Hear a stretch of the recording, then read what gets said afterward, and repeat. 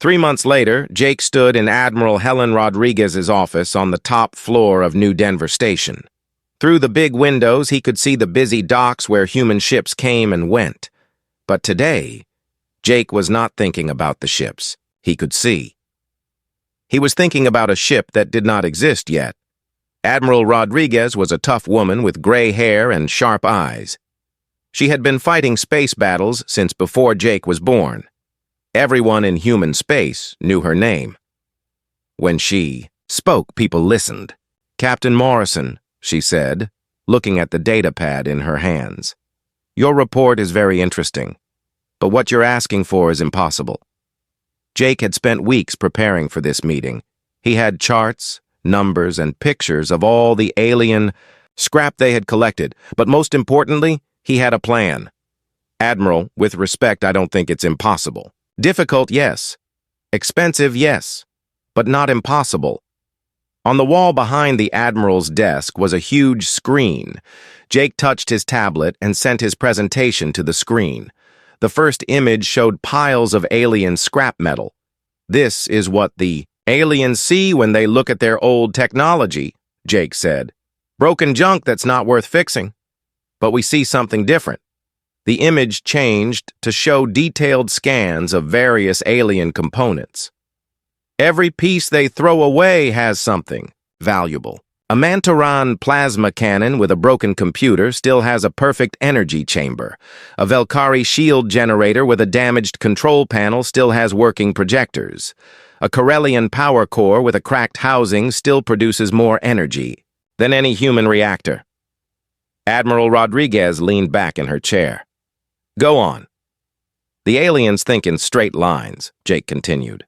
"Mantoran technology only works with other Mantoran technology. Velkari systems only connect to Velkari systems. They never mix different technologies because they think it's wrong or dangerous." Dr. Lisa Carter stepped forward.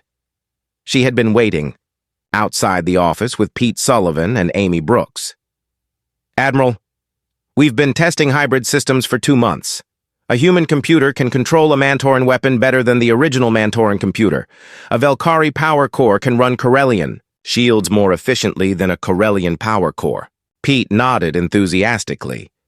"It's like cooking, Admiral. The aliens only use ingredients from their own planet. But we use ingredients from everywhere. The final dish tastes better than anything they can make." Admiral Rodriguez studied the data on the screen. "Even if you could make these different technologies work together, you're talking about building an entire warship. That would require resources we don't have." Amy spoke up from the back of the room. "Actually, Admiral, we've been looking at the numbers. We have enough scrap material to build something big. Really big." Jake touched his tablet again. The screen now showed a ship design unlike anything anyone had ever seen. It was sleek, like a Zephyrian cruiser, but sturdy like a human destroyer. It had weapon ports from different species and shield generators in places no alien engineer would think to put them. "We call it Titan," Jake said. "It would use the best technology from every species in the galaxy. Human engineering would tie it all together. The result would be a ship that could outfight anything currently flying." Admiral Rodriguez stared at the design for a long time. "This is ambitious beyond anything we've ever attempted. If it works, it would change everything.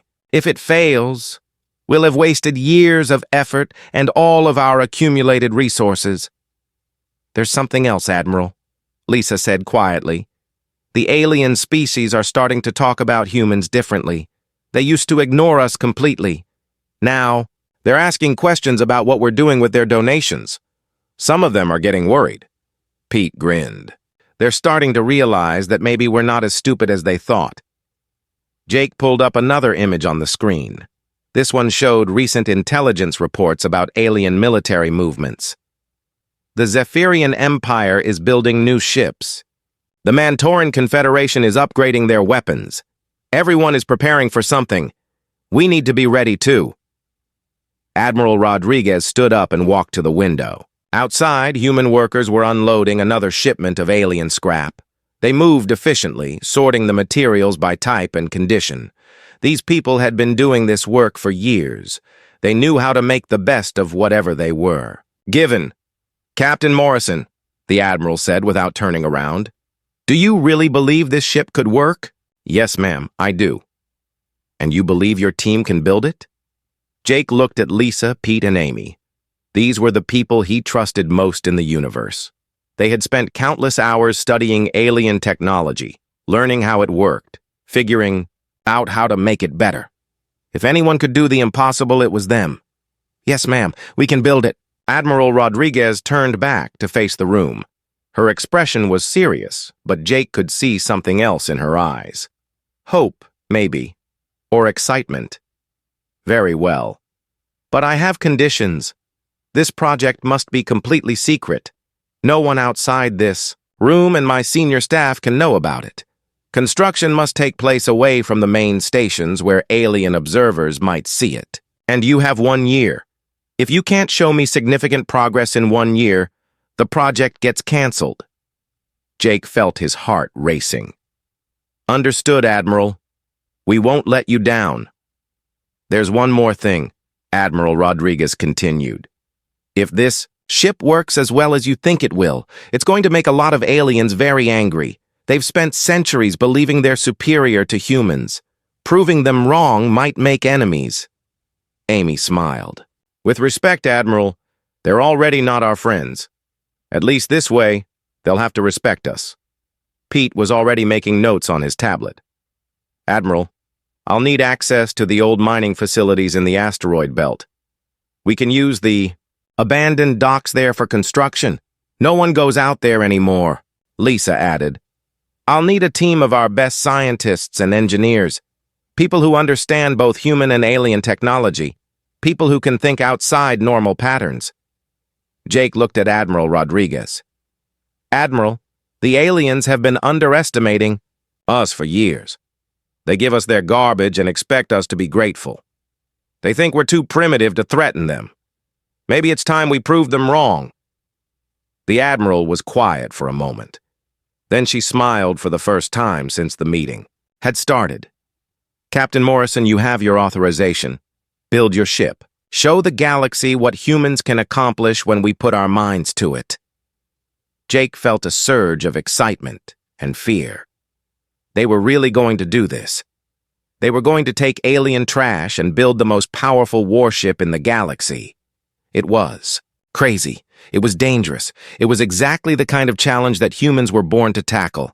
Thank you, Admiral. We'll start immediately. As they left the Admiral's office, Pete was already talking about construction schedules and material requirements. Lisa was discussing power system integration. Amy was thinking about weapons placement and tactical systems. Jake looked back at the Admiral's office one more time. Through the window, he could see more ships arriving with more alien scrap. Soon, all of that discarded technology would become something the aliens never expected, something that would change the balance of power in the galaxy forever. The project had a name now, Titan, and it was going to be magnificent. 2 weeks later, Jake sat in the captain's chair of Titan for the first time. The bridge was unlike anything he had ever seen. Human chairs and control panels mixed with alien displays and computer systems. Everything was connected by cables and circuits that Pete's team had designed. The whole room hummed with quiet energy. All stations report ready, Captain, said Amy Brooks from the tactical station. She wore a big smile as she looked at her. Weapon controls. Arrays of buttons and screens showed the status of guns and missiles from 6 different alien species. Chief Engineer Pete Sullivan's voice came through the radio from the engine room. Captain, all power systems are online and stable. We're running at 30% above projected efficiency. These alien reactors love working together. Jake looked out the main window at the asteroid field around them.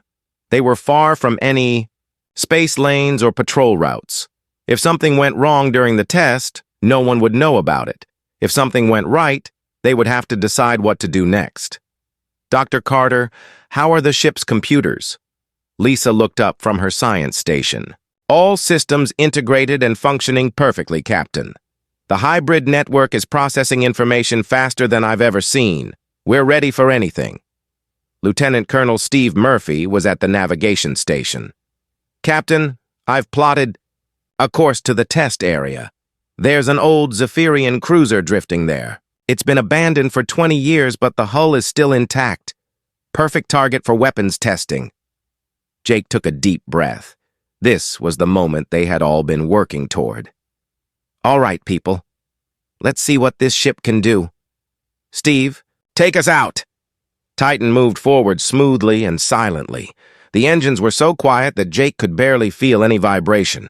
Through the windows, he watched asteroids drift past as they headed toward open space. "Pete, how are the engines performing?" "Like a dream, Captain. The Corellian main drive gives us steady thrust. The Zephyrian maneuvering engines let us turn on a credit chip. The Mantoran boost systems are ready if we need extra speed, and the human control software keeps everything balanced perfectly." Amy was watching her sensor displays.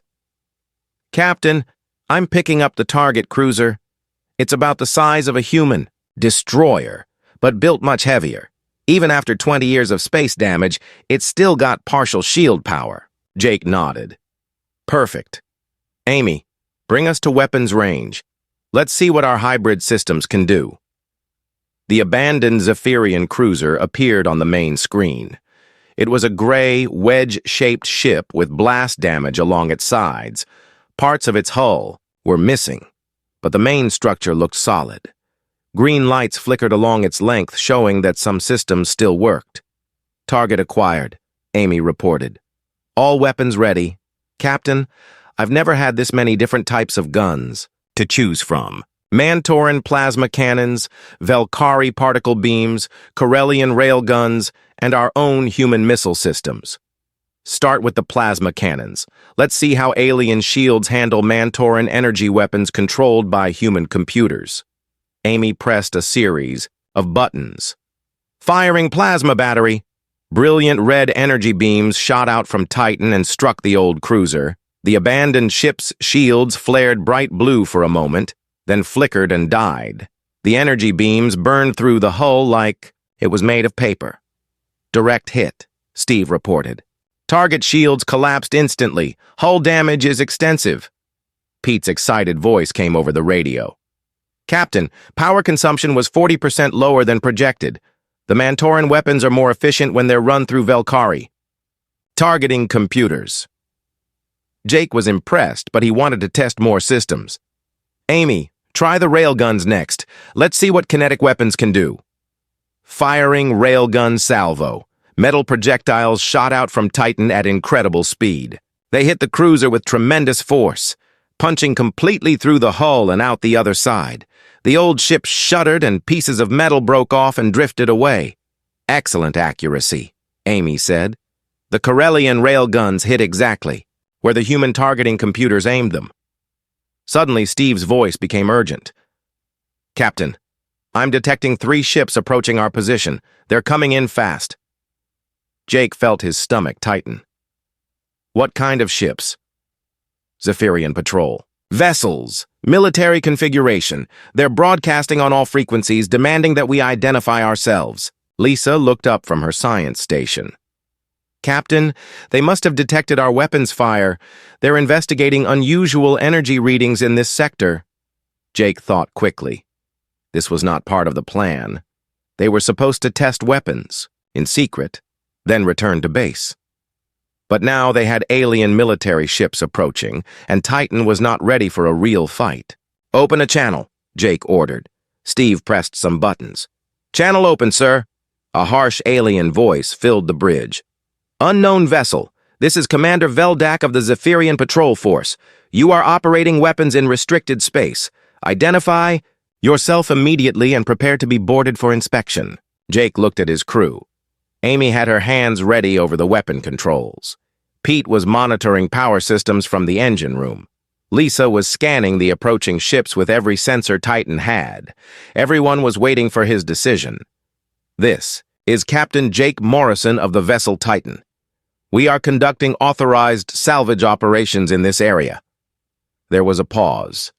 Then Commander Veldak's voice returned, sounding angry and confused. "Humans do not possess vessels of that configuration. Your ship's energy signature does not match any known human technology. Prepare to be boarded immediately." Jake smiled grimly. The aliens were about to learn something new about human technology. "I'm afraid that won't be possible, Commander, but you're welcome to try." Amy looked at Jake with excitement in her eyes. "Captain, should I arm all weapons?" "Do it, but don't fire unless they fire first. Let's see what they do when they realize what they're dealing with." The three Zephyrian patrol ships came closer. They were sleek and fast, with powerful weapons and strong shields. Against any normal human ship, they would win easily. But Titan was not a normal human ship. "They're scanning us," Lisa reported. "I can see their confusion. Our hull is made from their own materials, but our weapons are from multiple species. Their computers can't figure out what we are." Commander Veldak's voice came again. "Unknown. Vessel, you will submit to inspection, or we will use force." Jake opened the channel. "Commander, I strongly advise against that course of action. You dare threaten the Zephyrian Empire? You will surrender now or face the consequences." The lead patrol ship fired a warning shot across Titan's bow. Energy beams flashed past the bridge windows. "Well," Jake said calmly, "I guess they want to do this the hard way. Amy, show them what human engineering can accomplish." What happened next was less a battle than a demonstration. Titan moved like no ship the Zephyrians had ever seen. The hybrid engines let it accelerate, turn, and stop in ways that seemed impossible. The combined alien weapons fired with accuracy that amazed even Amy. The integrated shields adapted to every type of energy the patrol ships used. The first Zephyrian ship fired everything it had at Titan. The energy beams and missiles struck the hull and shields, but did no damage at all. Amy fired back with a single Mantoran plasma cannon. The patrol ship's shields collapsed, and its engines went dead. The second ship tried to get behind Titan, but Steve used the hybrid maneuvering systems to spin the ship around faster than the Zephyrian pilot could follow. Amy hit it with Velkari, particle beams that sliced through its armor like it was not there. The third ship tried to run away, but Titan was faster. Pete gave the engines full power and they caught up easily. Amy fired one Corellian railgun shot that disabled the ship's weapons and engines without destroying it. In less than 5 minutes, 3 Zephyrian military vessels were floating helpless in space. Their crews were alive, but their ships were powerless, and Titan had barely used any of its capabilities. "Commander Veldak," Jake said into the radio, "your ships are disabled but intact. I suggest you report to your superiors that humans are no longer the primitive species you thought we were." There was a long silence. Then Veldak's voice came back, much quieter than before. "What are you?" Jake smiled. "We're humans, Commander, and we've learned to make the best use of what we're given." 6 months later, Jake floated in zero gravity inside the hidden construction facility deep in the asteroid belt. Around him, hundreds of human workers moved like busy ants, welding, cutting, and building something that had never existed before. The old mining station had been abandoned for 20 years, but now it buzzed with activity again. The skeleton of Titan stretched out in front of Jake like the bones of a giant space whale. The ship was huge, much bigger than any human vessel ever built. But it did not look like a human ship or an alien ship. It looked like something completely new. Master Sergeant Tony Williams hung upside down near Jake, working on a section of hull plating. Tony was the best welder in human space. His job was to take armor pieces from 17 different alien species and make them into one strong shell. "Captain," Tony called out, his voice coming through the helmet radio, "take a look at this section. I just finished welding Corellian battleplate to Zephyrian hull segments." Jake pushed himself over to look at Tony's work. The metal was smooth and perfect. You could not tell where one piece ended and another began. But Jake knew that each piece came from a different world, built by different hands using different methods. The Corellians build their armor thick and heavy, Tony explained. Good protection, but it makes ships slow. The Zephyrians build thin and light. Fast ships but easy to damage, but when you combine them like this, you get protection and speed. Jake nodded. That was the whole idea behind Titan. Take the best parts from every species and put them together in ways no one had ever tried before. Across the construction bay, Commander Beth Parker was working with Dr. Lisa Carter on the weapons systems. Beth was a weapons expert who had studied alien military technology for 15 years. She knew more about alien guns than most aliens did. Lisa, hand me that Mantoran plasma-focusing crystal, Beth said. She was installing it inside what used to be a Velkari particle cannon. The Mantorans make the best energy weapons in the galaxy, but their targeting systems are terrible. The Velkari make weak weapons, but their computers are incredibly accurate. Lisa passed her the crystal and watched as Beth carefully fitted it into place. So you're putting Mantoran power into a Velkari targeting system? Exactly. Plus, I'm adding human-made redundant circuits, so if one system fails, the backup systems keep working. No alien species bothers with redundancy like we do. Jake pushed himself through the zero gravity to check on Chief Engineer Pete Sullivan. Pete was working in the engine room, which was really just a large, empty space filled with cables and pipes right now. Pete had been living in the construction facility for 4 months, sleeping only a few hours each night. Pete, how are the power systems coming along? Pete looked up from a massive alien reactor core. His face was tired but excited. Jake, this is incredible. I've got power cores from 5 different species all working together. Look at this. He pointed to a series of displays showing energy readings. The Corellian reactor produces steady, reliable power. The Mantoran core gives huge bursts when we need extra energy. The Velkari system is super efficient for normal operations. The Zephyrian backup core can run everything if the main systems fail. And the human control computers manage it all. Jake stared at the readings. The power output was far beyond anything he had expected. Pete, according to these numbers, we could power a ship twice this size. That's the beauty of it, Pete grinned. Each species builds reactors for their own needs. But we're using them all together, so we get benefits no single species ever imagined. Lieutenant Colonel Steve Murphy floated over to join them.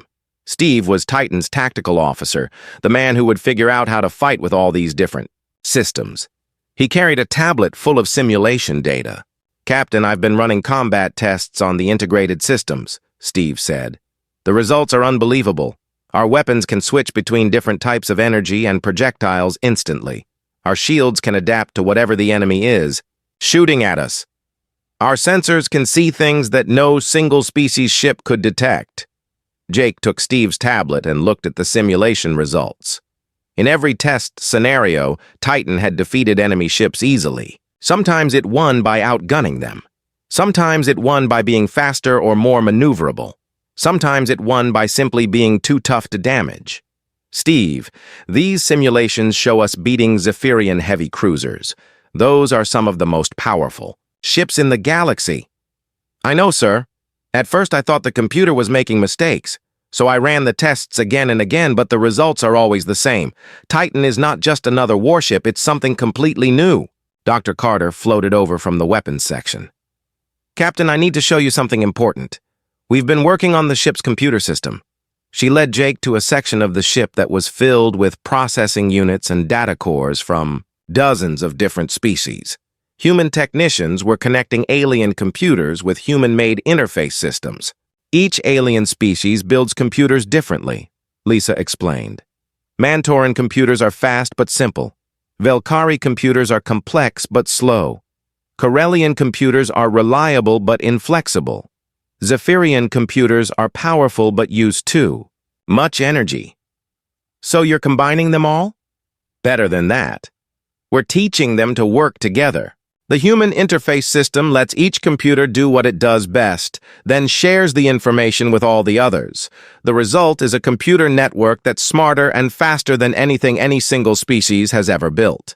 Jake watched as technicians tested the system.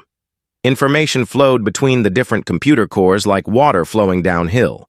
Each core processed data in its own way, then shared the results with the others. The human interface system coordinated everything, making sure each computer got the type of problems it was best at solving. "Lisa, this is amazing. But will it work in combat?" "We've been testing it for weeks," she replied. "The response time is faster than any single alien computer. The processing power is incredible, and if one computer core gets damaged, the others can take over its work instantly." Jake looked around at his team. These people had been working day and night for months, solving problems that alien engineers said were impossible. They had taken garbage from dozens of different worlds and turned it into something magnificent. Amy Brooks pushed herself through the air to reach Jake. She had been overseeing the installation of defensive systems. "Captain, the point defense. Weapons are online. We've got human-made rapid-fire guns, Valkyrie energy shields, and Mantoran deflector arrays all working together. Nothing is getting through our defenses," Tony Williams called out from across the construction bay. "Hull integrity is at 90%. Give me another 2 weeks and this ship will be tougher than anything flying." Pete's voice came over the radio from the engine room. "Power systems are ready for full testing. We can light up every system on the ship and still have energy to spare." Jake felt a surge of pride as he looked at Titan taking shape around him. The aliens had given them scrap expecting nothing in return, but humans had taken that scrap and turned it into something the galaxy had never seen before. "How long until we can take her out for a test flight?" Jake asked. Pete thought for a moment. 2 more weeks for final systems integration. Then we'll know if this crazy idea actually works." Jake smiled as he floated in the zero gravity, surrounded by the ship that would change everything. Soon, the aliens would discover what humans could really accomplish when they put their minds to it. The alien fleet arrived exactly when predicted. Commander Jake Miller watched his screens as 10,000 red dots filled the space around Earth. The ships were massive, each one bigger than anything humans had ever built. They moved into position, like a deadly cloud of metal and weapons. "Fleet deployment complete," reported Sergeant Danny Clark, his voice steady despite the fear everyone felt. "They are surrounding the planet in attack formation." Admiral Kate Sullivan stood behind Jake, watching the tactical display. 30 years of preparation had led to this moment. Everything humanity had worked for in secret would be tested in the next few minutes. "Dr. Adams, are you picking up their communications?" Kate asked. Dr. Lisa Adams nodded from her translation station. "Yes, Admiral. They are very confident. Their leader is someone called Admiral Vexitar. He thinks this will be over quickly." On the main screen, the image of an alien appeared. Admiral Vexitar was tall and gray-skinned, with black eyes that showed no emotion. His uniform was covered in symbols that Lisa recognized as military honors. This alien had conquered many worlds. "Primitive humans of Earth," Admiral Vexitar's voice boomed through the speakers. "I am Admiral Vexitar of the Zephyrian Empire. Your planet is surrounded by 10,000 warships. You have 10 minutes to surrender completely, or every living thing on your world will be destroyed." The alien's voice was cold and proud. He spoke like someone who had given this same speech many times before. To him, Earth was just another weak planet to be conquered. "Your weapons are primitive," Admiral Vexitar continued. "Your ships are few and weak. Resistance is impossible. Send your leaders to negotiate surrender or watch your world burn." In the underground command center, everyone stayed calm. They had trained for this moment. They knew their part in the plan. "Captain Torres, what are you seeing from orbit?" Kate asked through the radio. Captain Ryan Torres answered from the space station New Horizon. "Admiral, their ships are huge. Each battleship is about 5 kilometers long. They are staying in standard attack formation, just like our intelligence predicted." Kate smiled slightly. Everything was going exactly as they had hoped. The Zephyrians were doing exactly what 30 years of study had shown they would do. "Dr. Martinez, are all systems ready?" Kate asked. Dr. Kevin Martinez looked up from his control panel. His wild gray hair was even messier than usual, but his eyes were focused and ready. "All Guardian systems are online and waiting for activation. Signal. The moon base reports full readiness. Deep space units are in position." President Alex Carter appeared on the communication screen from the White House. He looked worried, which was exactly what he was supposed to look like. "Admiral Sullivan, the world is watching. What are our options?"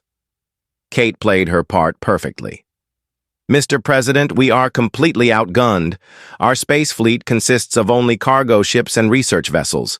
We have no weapons that could damage ships of this size." This conversation was being broadcast to the world, and more importantly, to the Zephyrian fleet. The aliens were listening to every word, and everything they heard confirmed what they expected. Earth was helpless. "Perhaps we should consider surrender terms," the president said, his voice shaking with fake fear. Admiral Vextar laughed when he heard this. His laughter was harsh and cruel. "Your president is wise. Surrender now, and some of your people may be allowed to live as workers for the Empire." 8 minutes remained on the countdown. Engineer Tony Baker was in a hidden facility beneath Colorado. Around him, hundreds of technicians worked at control stations.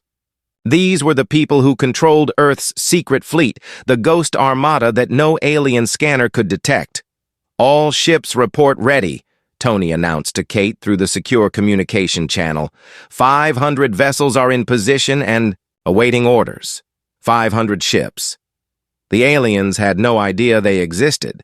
For 30 years, these ships had been built in secret shipyards hidden throughout the solar system. Each one used advanced stealth technology that made them completely invisible to Zephyrian sensors. Captain Beth Collins was aboard the flagship of this hidden fleet. The ship was called UES Retribution, and it was humanity's most advanced warship. Beth had spent 20 years training for this battle. She was ready. "Retribution to all units," Beth whispered into her headset.